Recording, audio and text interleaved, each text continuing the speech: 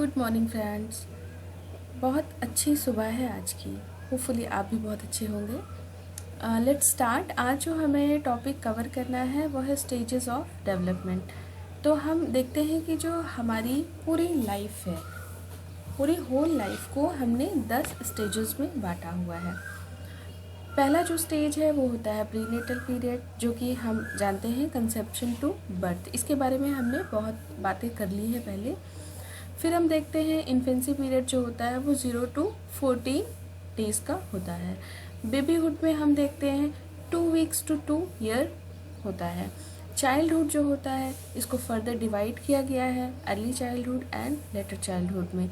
Childhood वैसे 2 साल से लेके 10 to 12 ईयर्स तक का हो सकता है, जिससे लड़कियों में 10 साल पे कंप्लीट होता है और लड़कों में 12 ईयर्स कंप्लीट होता है। अर्ली चाइल्डहुड में हम बात करते हैं। अर्ली चाइल्डहुड जो एज है ये बहुत ही क्रिटिकल एज है, इसके अपने ही बहुत इम्पोर्टेंस है। तो 2 to 6 ईयर्स जो होती है वो अर्ली चाइल्डहुड की एज होती है, जबकि लेट चाइल्डहुड जो होता है वो 6 to 12 ईयर्स 6 to 10 ईयर्स लड़कियों में, गर्ल्स में, और 6 to 12 ईयर्स जो है ये बॉयज़ में होता है। फिर नेक्स्ट हम बात करते हैं प्यूबर्टी की, या इसी को हम प्री एडोलसेंट स्टेज भी बोलते हैं। ये जो है वो 11 to 13 ईयर्स गर्ल्स में होता है और 12 to 14 ईयर्स बॉयज़ में होता है। फिर हम देखते हैं अर्ली एडोलसेंस। अर्ली एडोलसेंस की जो एज ग्रुप होती है वो 13 to 14 to 17 ईयर्स होती है। ये वेरी करती है गर्ल्स एंड बॉयज़ के बीच में, बट स्टार्ट कहाँ से होगी? 13 ईयर्स से ही स्टार्ट होती है। 13 and 14 से लेके कहाँ तक? 13 ईयर्स गर्ल्स में और 14 ईयर्स बॉयज़ में स्टार्ट होती है, और कब ख़त्म होती है? 17 ईयर्स पे। लेटर एडोलसेंस में हम देखते हैं ये 17 से स्टार्ट होती है और एंड होती है 19 to 20 ईयर्स पे। अर्ली अडल्टहुड की अगर हम बात करें तो अर्ली अडल्टहुड का जो टाइम पीरियड है वो 21 to 40 ईयर्स का है। मिडिल एज की बात करें तो वो 40 to 60 ईयर्स का है, और ओल्ड एज जो है वो 60 to डेथ का।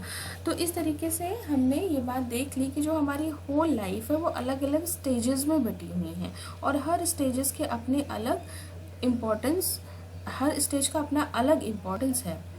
तो हम यहाँ पर जो बात करेंगे नेक्स्ट, हम वो करेंगे फिजिकल डेवलपमेंट की। शारीरिक विकास, फिजिकल डेवलपमेंट को हिंदी में हम शारीरिक विकास कहते हैं।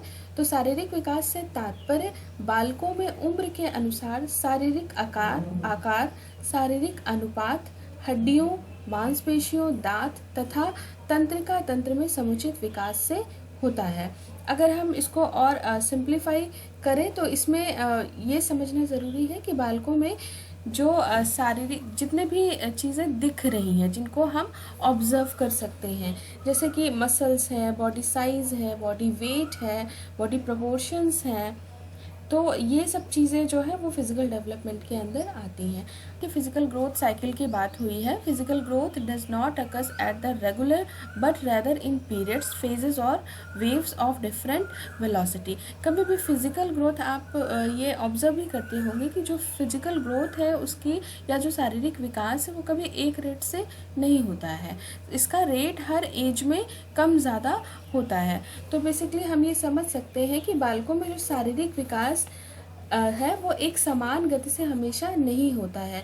कभी तो यह तेजी से होता है और कभी मंद गति से होता है। बहुत से अध्ययन किए गए और अध्ययन के बाद ये बात कही गई कि शारीरिक विकास की 4 भिन्न अवस्थाएं हैं, जो कि मैंने यहाँ स्लाइड में डिस्क्राइब की हुई है, जिनमें 2 में शरीर की गति मंद है और 2 में शरीर के विकास की गति तीव्र है। इसमें इसके जो प्रीनेटल पीरियड होता है तथा जन्म के प्रथम 6 महीने में, यानी प्रीनेटल कंसेप्शन टू बर्थ की बात करें, और पोस्टनेटल में हम 0 to 6 मंथ की बात करें तो इस टाइम पीरियड में तीव्र होती है, यानी रैपिड ग्रोथ होता है। 6 मंथ के बाद जो होता है वो फिजिकल डेवलपमेंट का रेट स्लो हो जाता है और यूनिफॉर्म यानी एक समान गति से धीरे धीरे वेट बढ़ता रहता है, और करीब 12 साल तक ये ऐसे ही धीमे धीमे एक समान गति से रेट बढ़ता है। लेकिन फिर हम अचानक से देखते हैं शारीरिक विकास की गति एक बार फिर से तीव्र हो जाती है। एक बार फिर से हम देखते हैं कि रैपिड चेंज होने लगता है। इसी को हम क्या बोलते हैं? प्यूबर्टी ग्रोथ स्प्रुट भी बोलते हैं।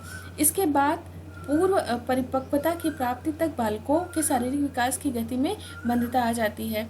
अब इसके बाद फिर से क्या होता है, स्लो ग्रोथ होता है। पूर्ण परिपक्वता की प्राप्ति तक बालकों के शारीरिक विकास की गति में मंदता आ जाती है और इस अंतिम अवस्था में उनका शारीरिक जिस ऊंचाई तक पहुंचता है वह बुढ़ापे तक बना रहता है। हालांकि वजन में वृद्धि होती है ना, तो हाइट तो नहीं बढ़ेगी अब, लेकिन वेट जो है वो ग्रेजुअली इंक्रीज होता रहता है अकॉर्डिंग टू एज। तो हम इस तरीके से देखते हैं कि जो ग्रोथ साइकिल है, फिजिकल ग्रोथ साइकिल, इसको समझना बहुत ज़रूरी है। इससे बहुत ही फ्रिक्वेंट क्वेश्चंस पूछे जाते हैं। तो 4 डिस्टिंक्ट पीरियड में इसको डिवाइड किया गया हो, और वैसे अगर हम देखें तो on the basis of rapid and slow growth के पैरामीटर पे इसको हम डिवाइड करते हैं। फिर हम देखते हैं बॉडी साइज। फिजिकल ग्रोथ की अगर हम बात करेंगे तो जाहिर सी बात है बॉडी साइज की तो बात हमें करनी पड़ेगी। तो हमने ये पहले भी बात की है कि ये बॉडी साइज जो है वो कंट्रोल होता है हेरिडिटी एंड इन्वायरमेंट दोनों के इन्फ्लुएंस से। तो हेरिडिटी कंट्रोल्स की जब हम बात करते हैं तो हम देखते हैं कि हेरिडिटी में बेसिकली हार्मोन जो है वो मेन इंपॉर्टेंट रोल प्ले करते हैं। तो ग्रोथ, अगर हम इनिशियल स्टेज की बात करें तो ग्रोथ हार्मोन जो सिक्रेटेड होता है anterior lobe of pituitary gland से, जो कि हमारे ब्रेन में होती है पिट्यूटरी ग्लैंड, उसके एंटीरियर लोब से ग्रोथ हार्मोन सिक्रेट होते हैं, जो कि कहीं ना कहीं बॉडी साइज को, डेफिनेटली बॉडी साइज को अफेक्ट करते हैं। और प्यूबर्टी केस में क्या होता है, प्यूबर्टी के कंडीशन में हार्मोन्स जो कि गोनैड से प्रोड्यूस होते हैं ये बॉडी साइज को इफेक्ट करते हैं, जैसे कि फीमेल में एस्ट्रोजन और मेल में एंड्रोजन। इन्वायरमेंटल कंडीशंस की अगर हम बात करें तो malnutrition, excessive smoking, maternal stress, ये सब जो होते हैं इफेक्ट करते हैं प्रीनेटल इन्वायरमेंट को, यानी कि कंसेप्शन से बर्थ तक के इन्वायरमेंट को इफेक्ट करेंगे और साइज ऑफ द इन्फेंट को भी इफेक्ट करेंगे। और जबकि पोस्ट नेटल पीरियड की अगर हम बात करें तो फैमिली इन्फ्लुएंसेस है, न्यूट्रिशन है, इमोशनल डिस्टर्बेंस है, सोशियो इकोनॉमिक स्टेटस है, हेल्थ है, एंडोक्राइन फंक्शनिंग है, बॉडी बिल्ड्स है, ये सारी चीज़ें इफेक्ट करती हैं पोस्ट नेटल पीरियड में। तो इस तरीके से हमने देखा, फर्दर हम इसे और आगे भी कंटिन्यू करेंगे, लेकिन फ़िलहाल के लिए इतना ही। कैसा लगा आपको वीडियो आप कमेंट में ज़रूर बताएं, और अगर कुछ आपको लग रहा है कि कुछ और इसमें बात होनी चाहिए तो उसे भी मुझे सजेस्ट करें। चैनल्स को सब्सक्राइब करें, लाइक करें, शेयर करें। Thank you.